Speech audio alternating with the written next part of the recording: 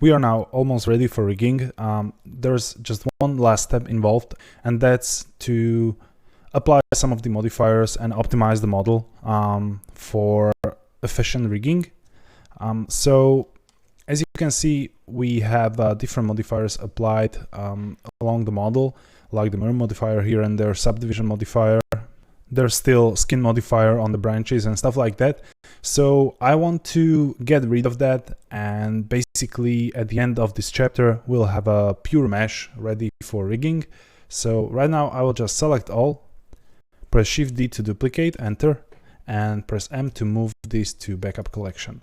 So we saved all of our objects. If we need to go back and edit something, because these are destructive operations, they will alter the mesh and change its geometry. So first of all, we can start with the body. And first of all, I want to apply mirror modifier. We can't have mirror modifier active for the rigging because there will be the right part of the armature. Obviously, if we need to move the hands separately and stuff like that. And there is a subdivision modifier with 2 levels of subdivision. Right now I want to reduce this to 1, and let me uncheck the optimal display so we actually see the resulting mesh. And now if we enable wireframe overlay, this is what we will be getting if we apply this subdivision modifier right away. And I kind of like this density. I think it will be enough for some basic deformation with the armature. So we can just click apply. And you might have noticed there are some of these dents created on the texture because we painted with the 2 levels of subdivision over these low poly UV islands. So if we go to the texture paint mode, you can just select the fill tool, pick up this color, paint everything in between the islands with the same color, and you will get rid of that. So sometimes these errors might occur when you're trying to keep the model editable as long as possible, and then you try to paint the textures and stuff like that, and then you need to apply those modifiers. Don't worry about that. Maybe in this case it would be better to apply the subdivision before the painting and paint over the high poly islands. But then again, if we would need to change something, change the geometry, it's generally harder to work with more dense geometry. So it's not a big issue, it's just something you need to keep in mind. We can now switch back to the layout view, and we no longer have any modifiers on the body. If we go into the edit mode, you can see this is much denser mesh, but still there are all those seams, the UVs still work. So this is basically ready to go, and we can now move on to other objects. So the second one should be the mask. It's one of the most prominent objects on the scene. It will be most lighted probably in the end result. So we can reduce the viewport subdivision on the subdivision modifier to 1. It's still dense enough. And right here, if we disable optimal display once again and enable the wireframe overlay, you can do this with the Q if you remember. This is a little bit more dense than the body. But at the same time, again, this will be the most prominent object on the scene, and it's a little bit more detailed. So there are these radiuses and steeper angles and details. So it obviously needs a little bit more dense geometry. So I think this will be okay if we just apply this.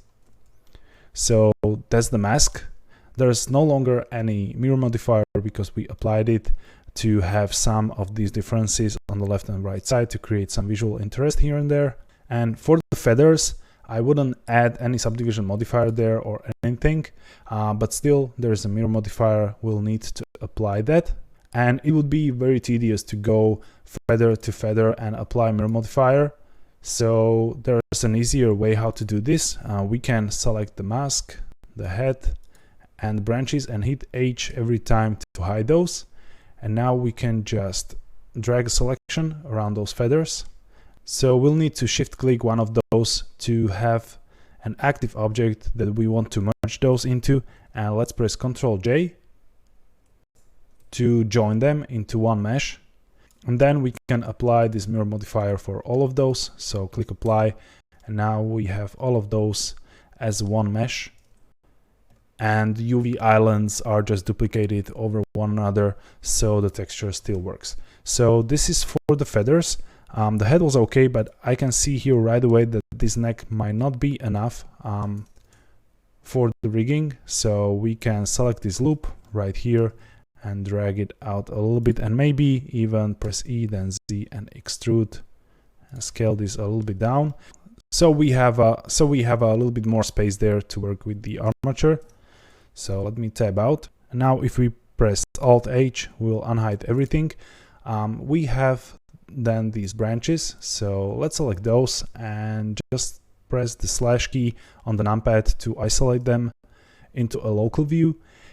And here there's a little bit more going on. We have the skin modifier, which we will need obviously to apply. Then there's a subdivision modifier and even the mirror modifier. So we need to get rid of all of those. And first I will apply the skin modifier here. And let's leave subdivision as last, and we can even move it in the modifier stack down as last. So, but before we apply mirror modifier, I want to simplify the geometry on this a little bit. If we tab in, you can see the mesh that the skin modifier created. And the skin modifier creates these even loops along the length of the object, which we don't need, basically. So if we start Alt and Shift clicking them, we can select more of those and press Ctrl X to just delete them. But here it might modify your angles. So either you create that angle on your own by beveling this edge, so you can press Ctrl B and create the bevel there and basically choose the radius you want for those. Or if you want to make this a little bit more simple, you can just leave some of those that define those angles. But at the same time, I feel like these branches would benefit for a little bit steeper angles. So I will now just hold Alt and Shift and select all of these loops that I don't need. I will just leave out those defining the corners there. So Ctrl X for quick edge dissolve, and here as well. So Alt Shift click to select some of these.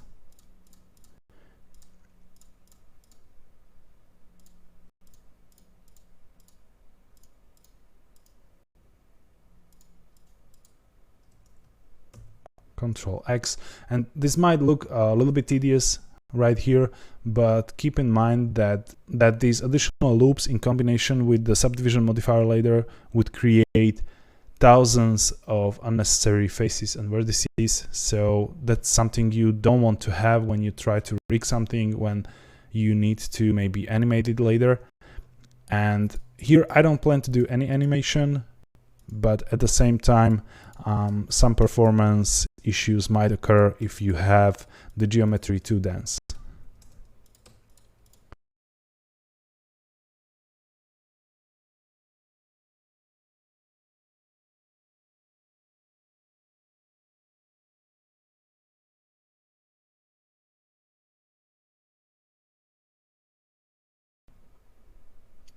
Okay, so I think that was the last of them. And now if you look at your model, this is looking a little bit more organic, but maybe a little bit too much. So I want to add some of these supporting loops. So with Ctrl R, I want to create some of these end loops, which will make the endpoints not that sharp. And just here and there, maybe you don't need to touch all of those.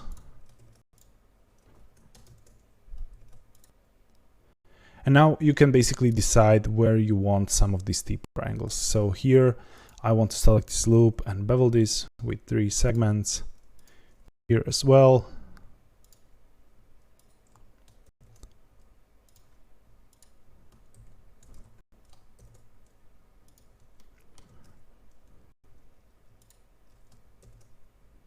So now we are adding some of this geometry, but we have a full manual control over where we want this to be more dense and where we want a little bit of a steeper angles. So I think this looks good for now. And now that we managed to clean up this a little bit more, we can tab out and apply the mirror modifier and apply one level of subdivision. Okay, let me go out of the local view. Now there are only these clothes and a little bit details like the talisman or the pendant left, and this will be quite easy to handle. So let's select this piece of cloth, and we added the solidify modifier, so we saw how this would look with some thickness. I want to remove this for a while. This was just for a preview purposes. We will make this thicker later when this is all rigged. And if we disable optimal display here and enable wireframe overlay, I think this looks good. So we can just apply the subdivision there with the one level of viewport subdivision. And now this is still the curve, so we'll need to convert this to mesh. You can check out how this will look with just the one resolution level on the curve. I think the 2 will be fine here. So let's just press Q and convert this to mesh from curve. Right now this is a mesh object with no modifiers on it. Okay, and one last thing here. Again, I want to remove the solidify modifier, disable the optimal display so we actually see the mesh. And this is a little bit more dense than the body underneath.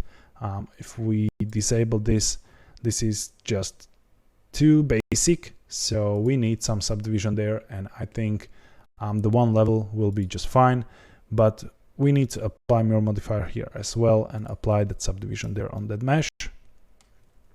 Now for this part, this is the same as the belt here, so let's just press Q and convert to mesh from curve.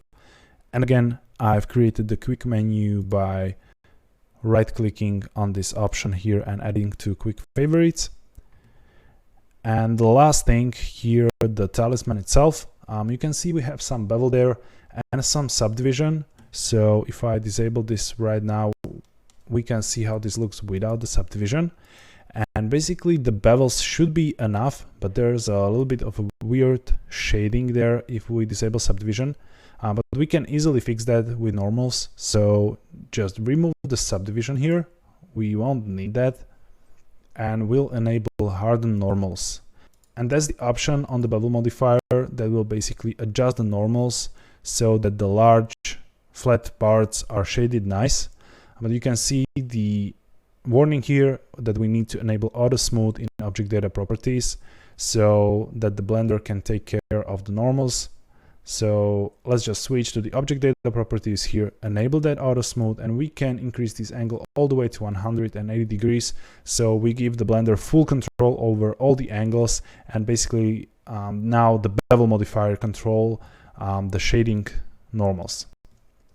And if you look at it now, this is no different than it was with the subdivision modifier, apart from this hole here, but I can live with this compromise when we can save so much of the geometry just by using the bevel modifier. So let's apply the bevel modifier. So this is for the talisman itself. And now let me just click through all of these objects, and there are no more modifiers there. There's no mirror modifier. So this is one solid mesh.